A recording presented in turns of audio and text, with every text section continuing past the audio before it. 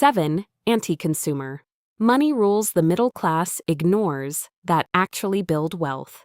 You ever open your banking app and you're like, wait, where did all my money go? Like, you didn't buy anything crazy, no luxury bags, no sports car, but somehow your paycheck is just gone.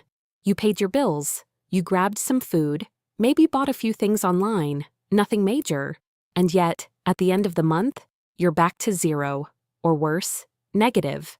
And here's the uncomfortable part. It's not because you don't make enough money, it's because you're playing a game that was designed for you to lose. Because look, this isn't about budgeting harder. This is about breaking the invisible rules that are quietly keeping you broke. Here's the thing. Most financial advice tells you to spend less or save more, but that's surface level. What actually separates people who build wealth from people who stay stuck are the rules they follow. And today, I'm going to show you 7 anti-consumer money rules that go completely against what society teaches, but actually work. Rule number 1. Stop upgrading your lifestyle every time your income goes up. Look, this one hurts, because it feels like you deserve to upgrade. You got a raise, you worked hard, so naturally, you move to a better place, upgrade your phone, eat out more, right? But here's what most people don't realize. Every lifestyle upgrade locks in a permanent expense. Let's do the math. Say you get a $500 per month raise. Sounds great, but then you upgrade your apartment and your rent increases by $400. Now your actual raise? $100. And after taxes, more like $70. That's it. You worked harder just to feel slightly less broke. This is called lifestyle inflation. And according to data from the U.S. Bureau of Labor Statistics, consumer spending rises almost proportionally with income increases.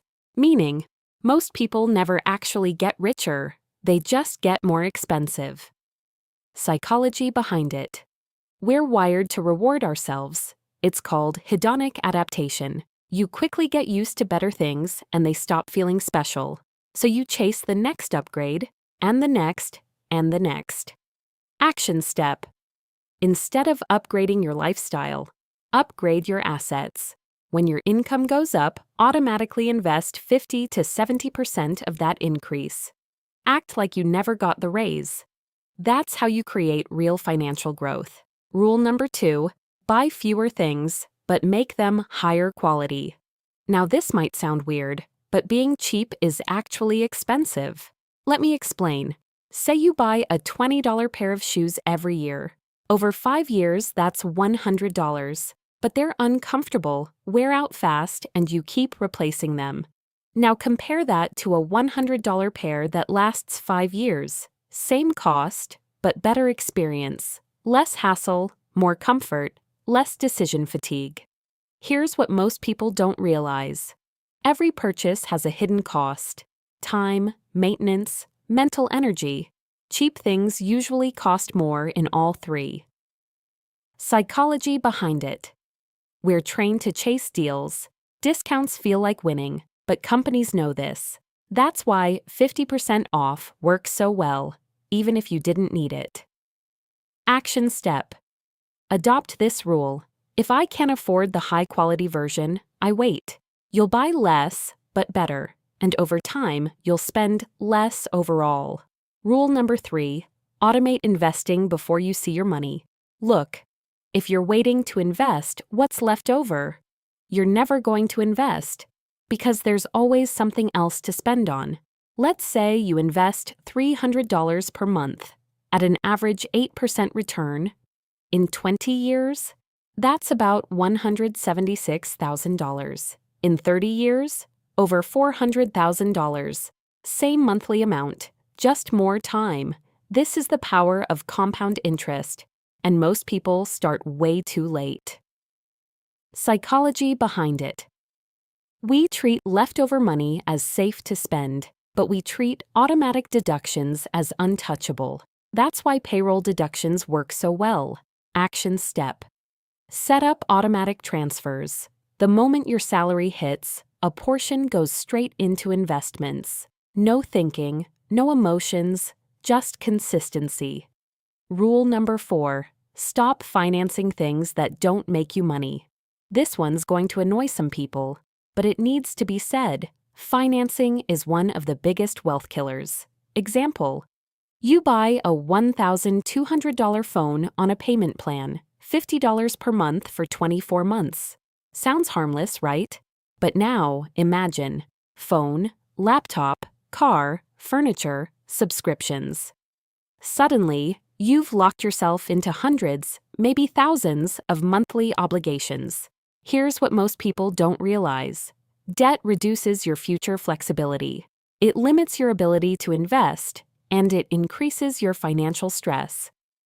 Psychology behind it. Monthly payments make things feel cheaper. $50 per month feels small, but multiplied across everything, it's huge. Action step. Only finance things that 1. Increase your income, 2. Appreciate in value, 3. Or are absolutely necessary. Everything else? Save first, then buy. Rule number 5. Value your time like you're already wealthy. Let me ask you something. Would you spend 3 hours to save $10? Some people would.